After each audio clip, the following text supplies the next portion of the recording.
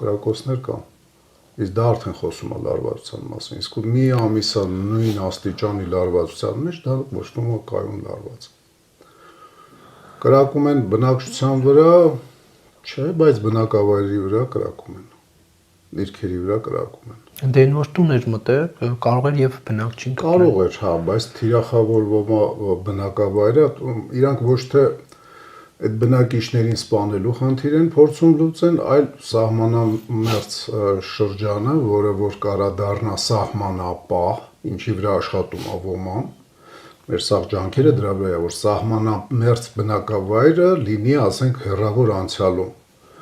որ բոլոր բնակավայրերը լինեն սահմանապահ բնակավայր, այլ որպեսզի այդ պոտենցիալը չօգտագործվի, իրանք փորձում են հայաթափեն, ընդհանրապես այդ բնակավայրերը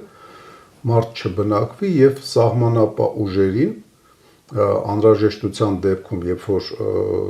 սահմանապահ ուժերը դա բանակ լինի, թե ազգային անվտանգության սահմանապահ զորքերը լինեն, երբ որ անցնելու լինեն սահմանը պաշտպանելուն, ու իրանց թիկունքից մոտակա աջակցությունը, ասենք, անող չլինի։